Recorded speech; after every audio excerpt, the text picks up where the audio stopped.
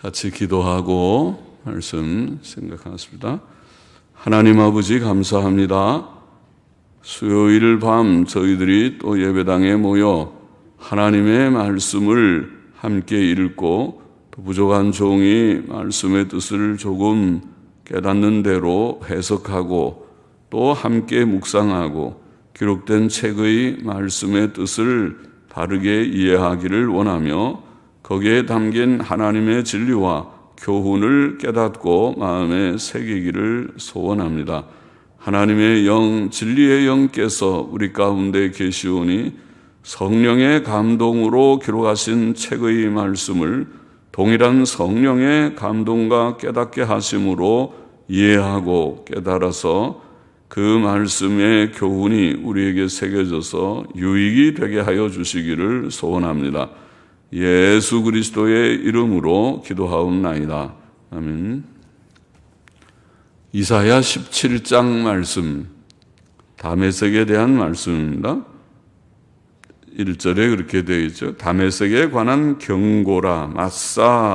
마사라는 말은 하나님이 주시는 말씀이라는 뜻이라고 했습니다. 다메섹에 관한 경고, 말씀이라. 영어로는 오라클은 그냥 말씀이라는 뜻입니다. 다메섹에 관한 말씀이라. 보라, 다메섹이 장차 성읍 모양을 이루지 못하고 무너진 무더기가 될 것이라. 아로엘의 성읍들이 버림을 당하리니 양무리를 치는 곳이 되어 양이 눕되 놀라게 할 자가 없을 것이며 에브라임의 요새와 다메섹 나라와 아람의 남은 백성이 멸절하여 이스라엘 자손의 영광같이 되리라. 만군의 여호와의 말씀이니라. 자, 다메섹은 아람 나라라고 하는 아람 나라의 수도입니다. 수리아라고 오늘날의 시리아 나라입니다.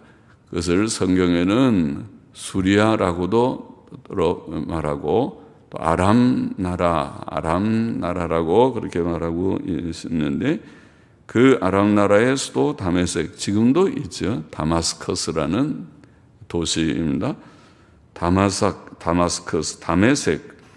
다메섹에 대한 말씀은 곧 아람 나라에 대한 말씀입니다. 그런데 그 내용을 보면 아람 나라뿐 아니라 아람 나라와 이스라엘 나라의 멸망에 대한 것입니다. 아람 나라와 이스라엘이 멸망할 것이라는 그런 내용입니다. 아수르 왕 디글랏 빌레셀이라는 사람이 유다 왕 아하스의 요청을 받아들여 아람을 멸망시켰다. 열왕기하 16장 9절에 보면 그렇게 되어 있습니다. 아람이 북방 이스라엘과 연합하여 유다를 공격할 때에 유다 왕 아하스가 아람보다 더 북쪽에 있는 아수르 나라에 도움을 요청했고 그래서 아수르 왕 디글랏 빌레셀이라는 왕이 쳐내려와서 아람을 점령해 버렸다. 아람을 멸망시키고 그리고 얼마 후에는 또 이스라엘도 멸망을 당했습니다. 그래서 열왕기하 16장에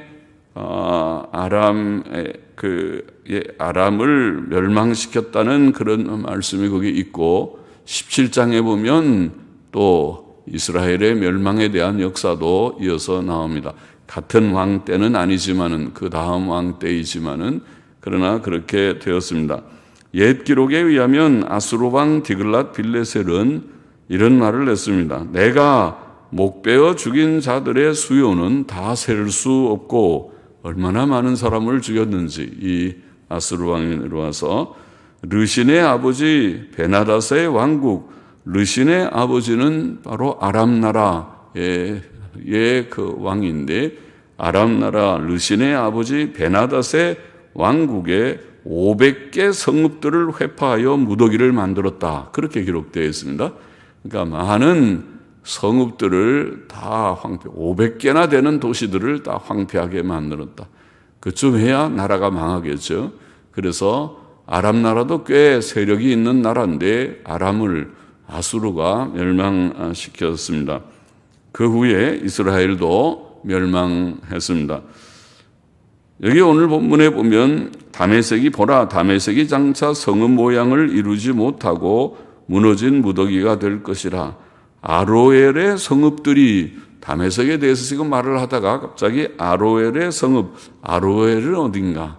아로엘은 성경에 나와 있는 아로엘은 요단강 동남편, 요단강을 건너서 본토에서 보면 요단강을 건너서 남쪽으로 좀 내려가면 아르논이라는 강이 나오는데 아르논 강까지가 거기 그 강 부근이 아로엘이라는 도시가 있습니다.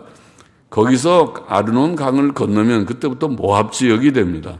그러니까 모압 나라와의 경계입니다. 아르논 강이. 그래서 아로엘이라고 하는 여기에 아로엘의 성읍들 복수로 되어 있으니까 아로엘과 그 주에 있는 성읍들을 가리켰다고 보입니다. 그것은 이스라엘 땅이잖아요.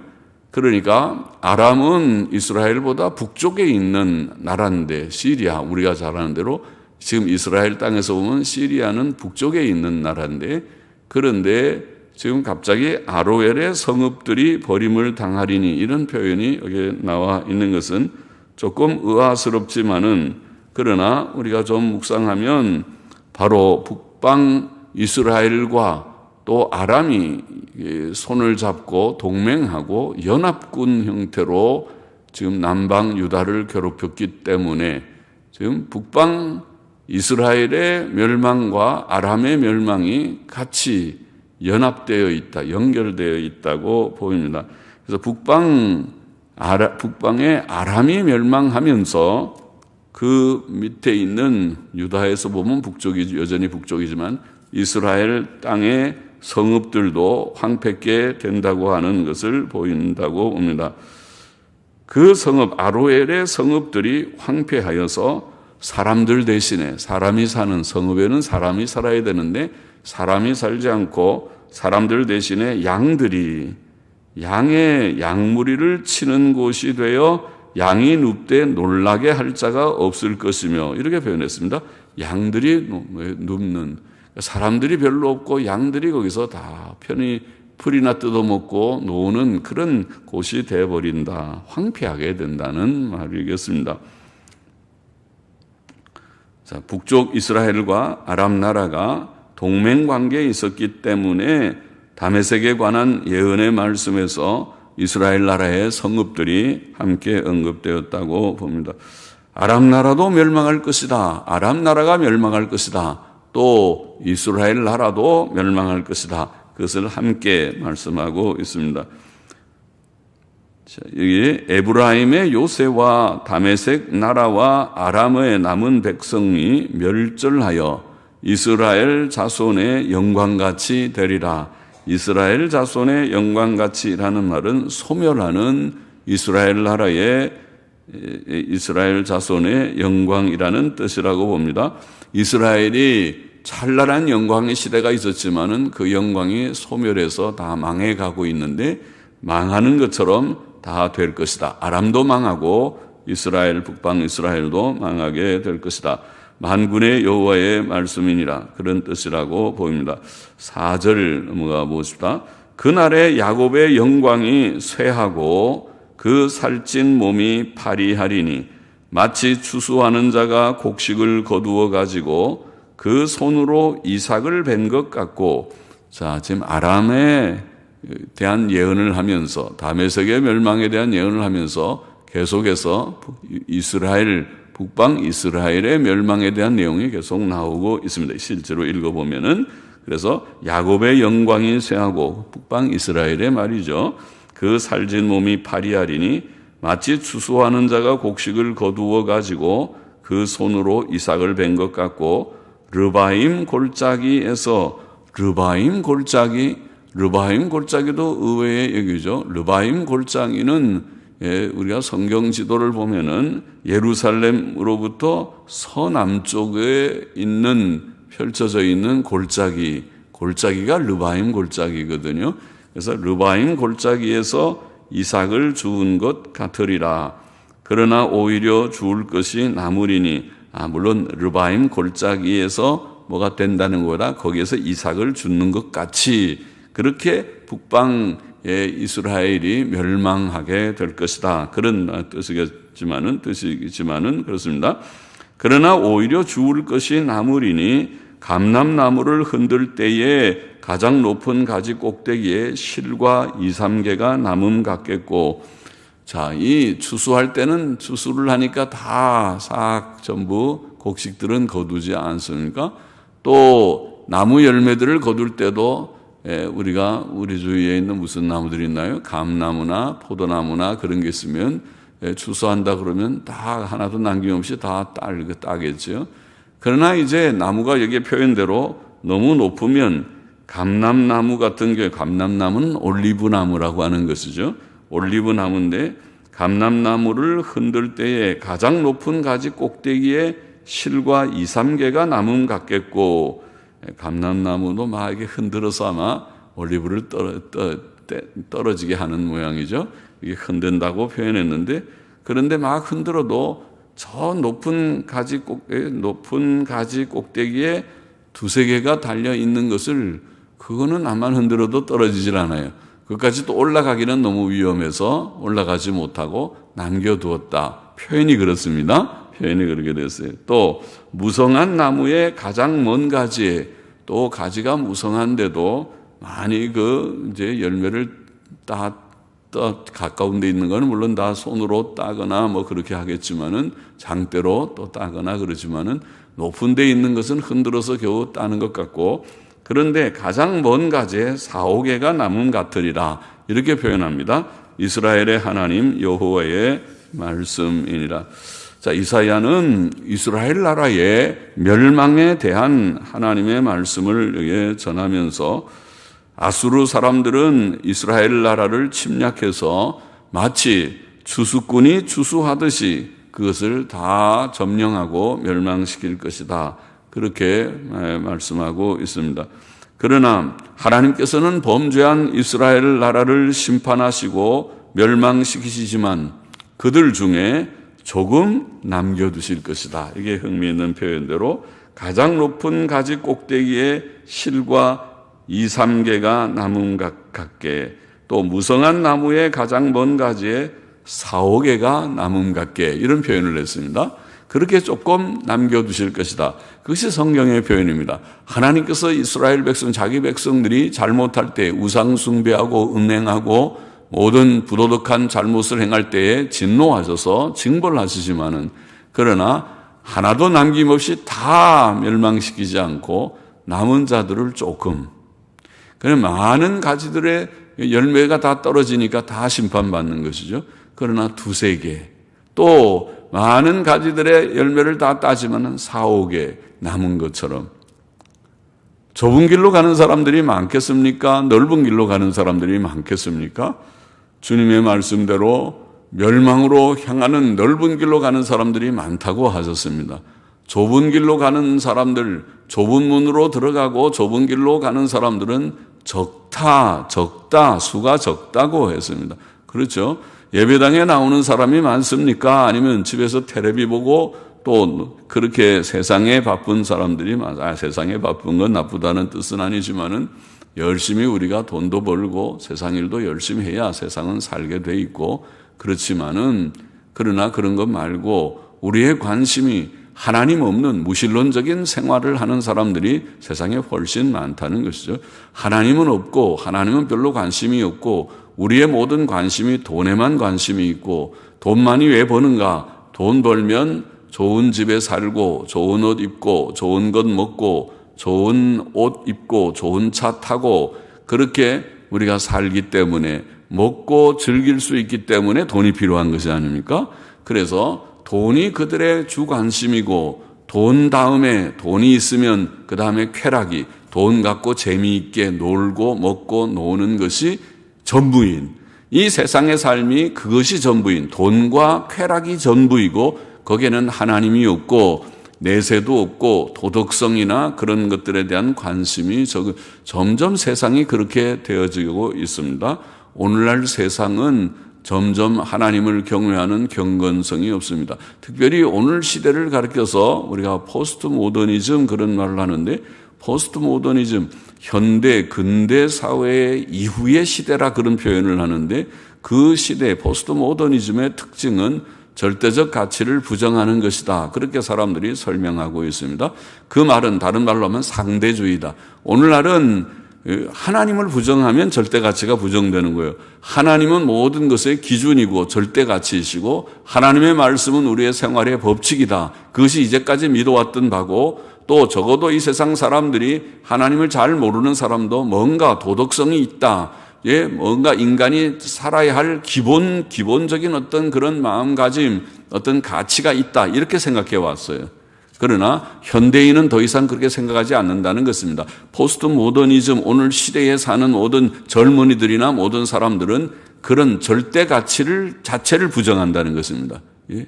그것이 모든 교육계나 이 사회 전반에 퍼져 있는 사고방식입니다.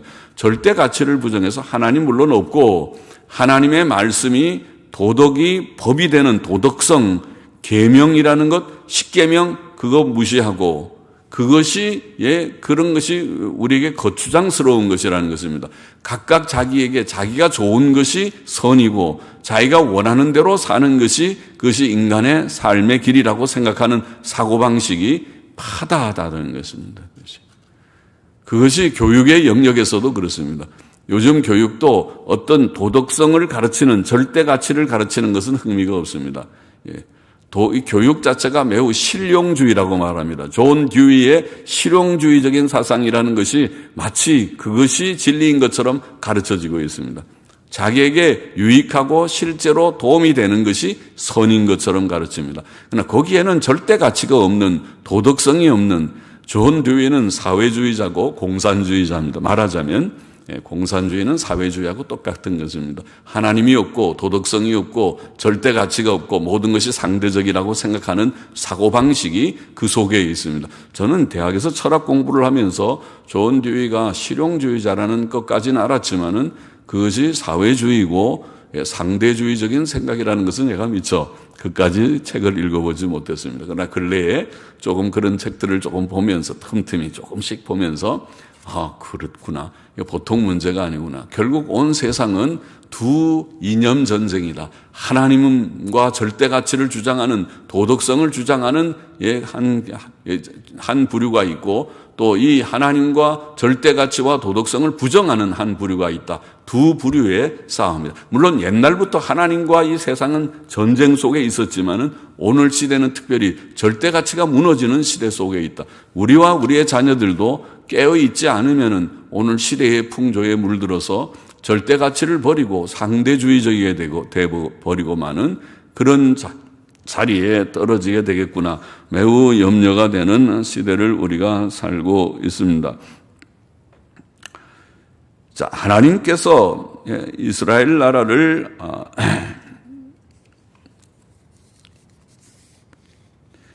심판하시지만은 이스라엘 나라의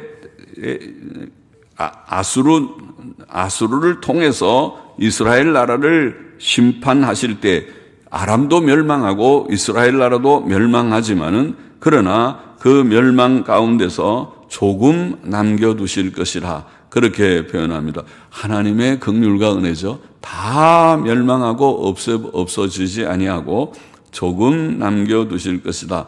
그 조금이 바로 하나님을 경외하는 자들, 하나님을 아는 자들, 좁은 길 걷는 자들입니다. 넓은 길로 가는 사람들은 많을 것입니다. 좁은 길로 가는 사람들은 조금일 것입니다. 그러나 조금 하나님께서 남겨두신 자들, 그들이 온 세상에, 그래도 그들의 수는 셀 수 없이 많은 수가 될 것이고, 그들은 하나님 앞에 구원받은 자들이 될 것입니다. 그 남겨진 자들은 하나님의 은혜로 선택된 자들입니다. 그들은 장차 이스라엘 나라를 회복시킬 것이며, 이스라엘은 멸망하지만은 하나님께서 남겨두신 2-3개 높은 가지 꼭대기에 2-3개, 먼 가지 꼭대기에 4-5개 남겨져 있는 그들이 나중에 남은 자들이고, 그들이 구원하여 회복될 자들, 이스라엘 땅으로 돌아올 자들이고, 돌아온 자들 중에서도 사실 정말 내면적으로 돌아와 하나님을 경외하는 자들이 남은 소수가 있어서 그들이 메시아를 영접하고 메시아를 추종하고 따라갈 것이다. 그것이 신약교회가 될 것이다. 구약교회는 이스라엘 나라는 멸망하지만은, 그러나 그 가운데 남은 자들이 참된 하나님의 백성이 되고 그들이 신약교회로 이어질 것이고 그들만 천국에 들어갈 남은 자들이 될 것이다. 그것을 우리가 상징적으로 14만 4천이라 그런 표현을 한다고 생각합니다. 14만 4천은 상징적인 표라고 생각합니다. 그것은 하나님께서 택하신 완전한 수의 택자들을 가리키는 상징적인 숫자라고 생각합니다. 7절 말씀 보십시다. 그날에 사람이 자기를 지으신 자를 쳐다보겠으며, 자, 이렇게 하나님께서 남겨놓은 자들, 구원받을 회복된 자들에 대해서 그날에 사람이 자기를 지으신 자를 쳐다보겠으며 그 눈이 이스라엘의 거룩하신 자를 바라보겠고 자기 손으로 만든 단을 쳐다보지 아니하며 자기 손가락으로 지은 아세라나 태양상을 바라보지 아니할 것이며.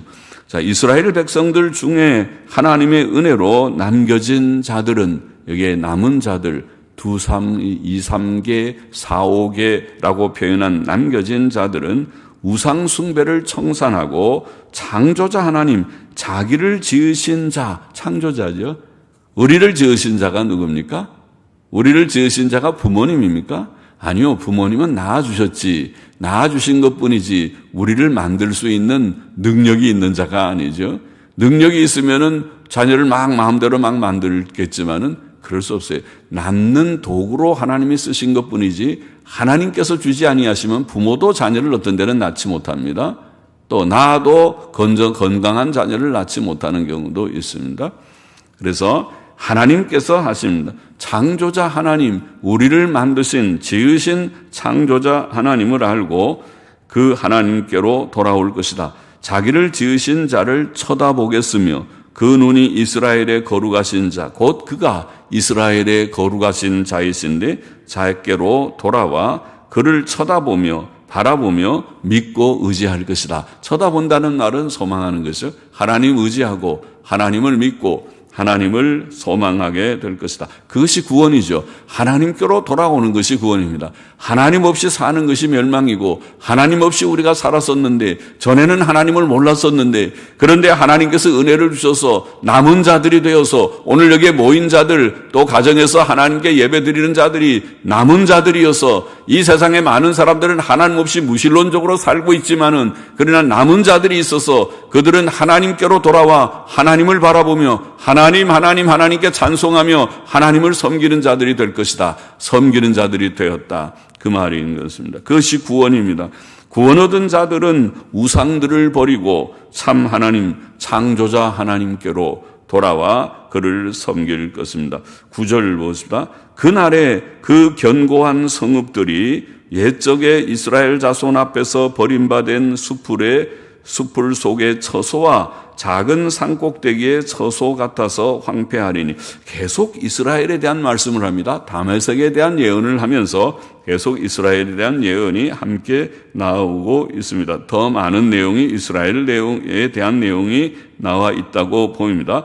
그 견고한 성읍들, 곧 이스라엘의 견고한 성읍들을 가리켰다고 보이는데, 그 성읍들이 옛적에 이스라엘 자손 앞에서 버림받은 숲풀 속의 처소, 또 작은 산꼭대기의 처소, 그것은 가나안 원주민들의 성읍들이었죠. 가나안 원주민들을 이스라엘 자손들이 와서 그들을 다 쳐서 다 정복하지 않았습니까? 가나안 정복, 여호수아서에 나와 있는 가나안 정복 사건을 말하고 있죠. 그 처소와 같아서 황폐하리라. 그러니까 이스라엘의 이 성읍들이 하나님이 복 주셔서 견고한 성읍들이었는데, 그 성읍들이 죄를 지으니까 옛날에 그들이 정복했던 가나안 땅의 성읍들처럼 황폐하게 될 것이다. 누구에 의해서? 아수르 나라에 의해서, 외국 나라들에 의해서 황폐하게 될 것이다. 이는 네가 왜 그렇게 황폐하게 되느냐, 그 이유를 말하기를, 이는 네가 자기의 구원의 하나님을 잊어버리며. 그렇죠. 이스라엘을 구원하신 자가 누구인데요? 이스라엘을 애굽에서 구원해 내신 자가 누구이신데요? 오늘 우리를 이 세상에서, 죄 많은 세상에서, 지옥 형벌로부터, 사망으로부터 구원하신 자가 누구이신데요?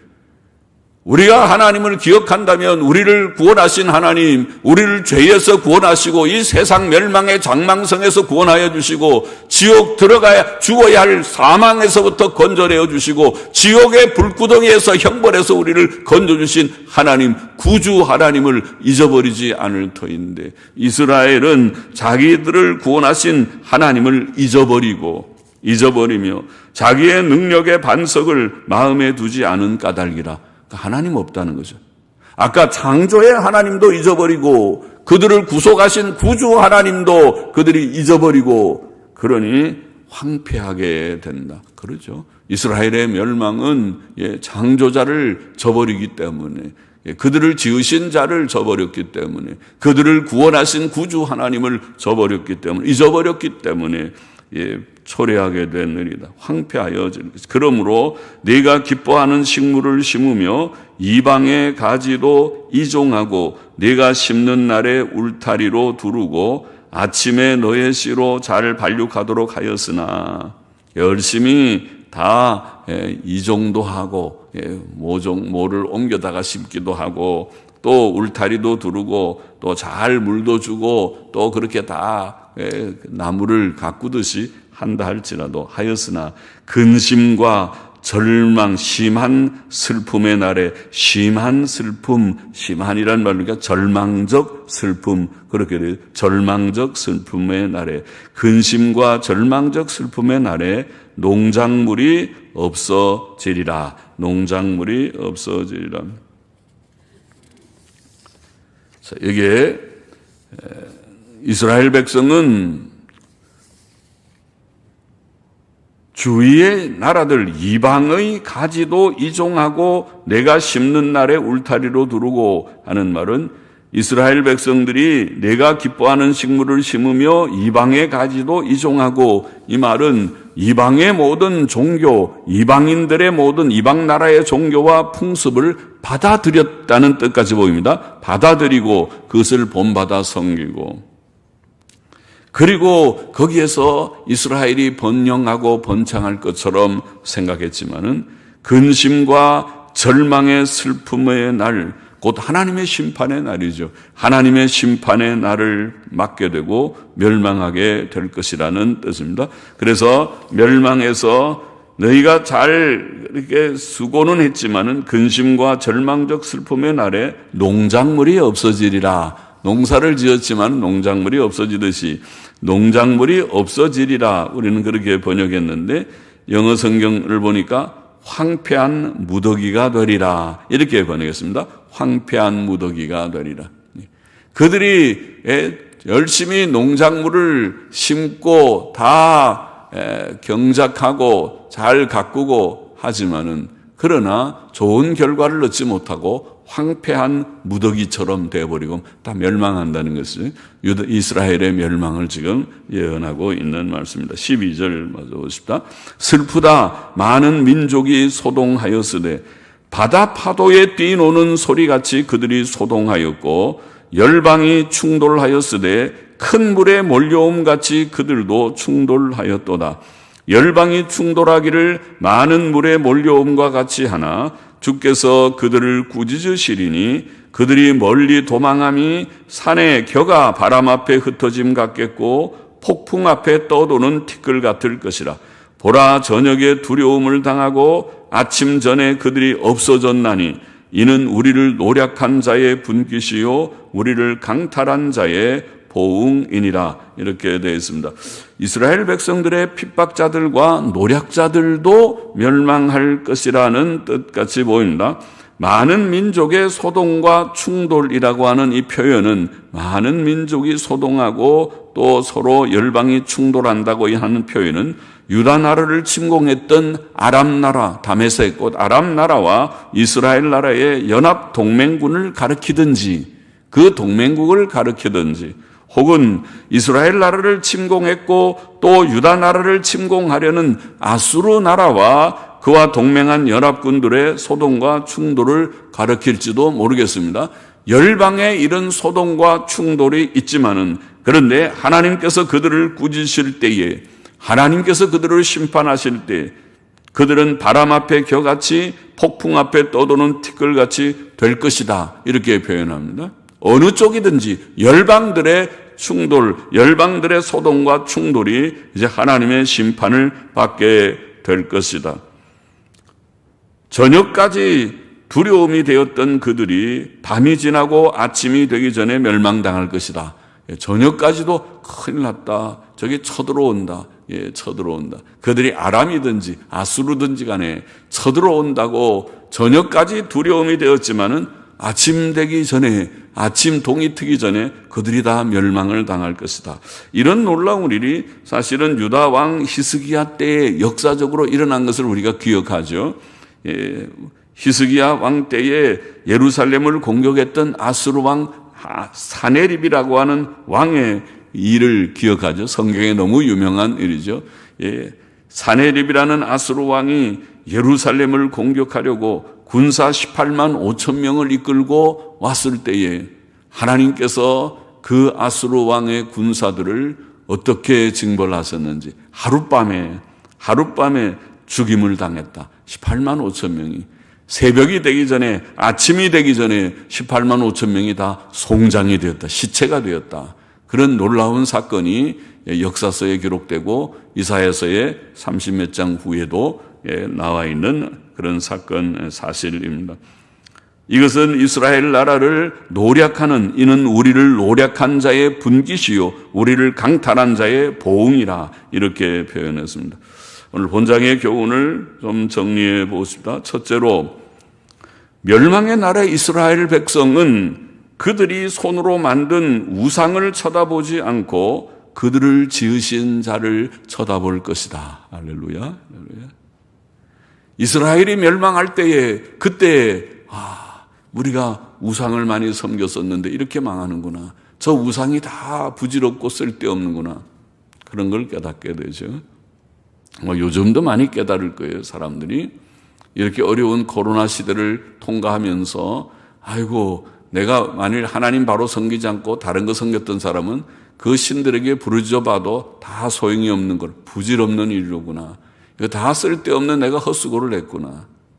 하나님을 경외하고 믿는 사람들은 이 재난의 날이 체험하는 때가 되고, 하나님의 도우심을, 하나님의 살아계심을 체험하는 이 어려운 때에도 하나님께서 우리를 지키시고 도우셨다고 간증할 수 있는 날이 되지만은, 그러나 그렇지 않은 자들은 다 헛되구나. 특별히 이 정도가 아니라 재앙의 날은, 더 큰 재앙, 전쟁이 나거나 그런 어려운 일들이 닥칠 때에는 그러할 것이다.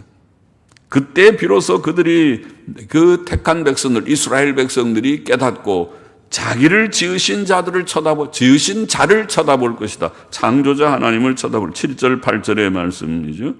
다시 한번 보십시오. 7절, 그날에 사람이 자기를 지으신 자를 쳐다보겠으며 그 눈이 이스라엘의 거룩하신 자를 바라보겠고 자기 손으로 만든 단을 쳐다보지 아니하며 손가락으로 지은 아세라나 태양상을 바라보지 아니할 것이라, 이렇게 되어 있습니다. 우리는 멸망한 이스라엘 나라처럼 사람들이 만든 헛된 우상들을 바라보거나 의지하지 말고 오직 창조자 하나님을 바라보는 우리가 되어야 하겠습니다. 하나님을 바라보고 하나님을 믿고 의지하고 하나님을 섬기는 자들이 되어야 할 것입니다. 시편 96편 5절에 보면 만방의 모든 신은 헛것이요 헛것이요 여호와께서는 하늘을 지으셨음이로다. 할렐루야 합니다. 땅의 모든 신이 헛것인 것을 깨닫고 그것을 더 이상 바라보지 아니하고 창조자 하나님, 하늘과 땅을 지으신 하나님, 창조자 하나님을 바라봐야 하겠습니다. 예레미야 10장 14절에 보면 이렇게 말했죠. 사람마다 우준하고 무식하도다. 금장색마다 자기의 조각한 신상으로 인하여 수치를 당하나니 이는 그의 부어 만든 우상은 거짓 것이요 그 속에 생기가 없음이라. 그것들은 헛것이요 망령되이 만든 것인즉 징벌하실 때에 멸망할 것이나 야곱의 분깃은 이같지 아니하시니 그는 만물의 조성자요 이스라엘은 그 산업의 지파라. 그 이름은 만군의 여호와시니라. 할렐루야, 할렐루야. 살아계신 하나님, 창조자 하나님을 바로 깨닫고 섬기는 것이 구원입니다. 둘째로, 이스라엘의 견고한 성읍들이 황폐케 된 이유. 여기 오늘 본문에서 우리 읽은 대로 이스라엘의 견고케 된 성읍들이 황폐케 된 그 이유는 그들이 구원의 하나님을 잊어버린 까닭이다. 9절 10절에 그렇게 우리가 읽었죠. 다시 보십시다. 그날의 그 견고한 성읍들이 옛적의 이스라엘 자손 앞에서 버림받은 숲풀 속의 처소와 작은 산꼭대기의 처소 같아서 황폐하리니, 견고한 성읍들이 황폐하리니, 이는 네가 자기의 구원의 하나님을 잊어버린 까닭이라. 창조자 하나님 바라보지 않고 우상 숭배하던 자들이 멸망할 것이요, 또 구주 하나님을 바라보지 아니하고 섬기지 않고 잊어버린 자들의 견고한 성읍들이 황폐케 될 것이다. 그렇게 말씀하고 있습니다. 우리는 잊어먹지 않는 자들이 되기를 원합니다. 우리의 죄를 사하시고 우리를 지옥에서 건져주신 하나님과 주 예수 그리스도의 은혜를 잊어버리지 말고 항상 감사하는, 하나님을 잊지 말고 감사하는, 시편 103편 2절 이하에 보면 그런 말씀이 있죠. 내 영혼아 여호와를 송축하며 그 모든 은택을 잊지 말지어다. 하나님이 주신 모든 은혜, 그것을 하나씩 세어보고 영육의 모든 은혜, 그 은택을 잊지 말지어다. 거기 몇 가지 나오죠. 저가 내 모든 죄악을 사하시며 죄 사함 받은 것을 말하고, 또 내 모든 병을 고치시며 죽을 육신의 병도 고쳐주신, 고침받은 사람들이 많죠. 고침받은 일이 많고, 또 내 생명을 파멸해서 구속하시고 인자와 긍휼로 관을 씌우셨나이다. 그것을 기억하고 하나님 주신 큰 은혜를, 은택을 기억하라. 잊지 말아야 된다. 그런 말씀이죠. 잊어버리지 말아야겠습니다. 구원의 하나님, 구주 하나님을 잊어버리지 말아야 되겠습니다. 셋째로, 이스라엘 백성은 오늘 본문에 또 귀한 교훈 하나는 멸망 중에서도 하나님께서 아수르를 불러서 이스라엘을 멸망시키시지만은 멸망 중에서도 하나님의 은혜로 남은 자들이 있을 것이다. 아까 4절에서 6절 읽은 대로 그날에 야곱의 영광이 쇠하고 그 살진 몸이 파리하리니 마치 추수하는 자가 곡식을 거두어 가지고 그 손으로 이삭을 벤 것 같고 르바임 골짜기에서 이삭을 준 것 같으리라. 그러나 오히려 주울 것이 남으리니 감람나무를 흔들 때 가장 높은 가지 꼭대기에 실과 2-3개가 남은 같겠고 무성한 나무의 가장 먼 가지에 4-5개가 남은 같으리라. 그런 말씀이에요. 조금 남겨두실 것이다. 조금. 하나님께서는 자기 백성을 징벌하시면서도 조금 남겨두셨습니다. 그것이 이스라엘의 역사입니다. 남은 자들이 있다. 남은 자들. 그들만 돌아올 것이다. 남은 자들만 하나님을 섬기게 될 것이다. 그들이 구원받은 자입니다. 구원은 하나님의 은혜로 남겨진 자들이 구원받는 것입니다. 그것이 구원입니다. 좁은 문으로 들어가고 좁은 길로 가는 자들은 소수이지만은 그러나 은혜 받은 자들입니다. 남은 자들입니다. 남은 자들만 하나님을 섬길 것이다. 우리는 그 하나님의 은혜, 구원의 은혜를 우리는 의지해야 합니다. 그 구원의 은혜로 오늘도 남은 자들, 그 자들이 누군지 찾아내야 됩니다. 그것이 전도하는 것입니다.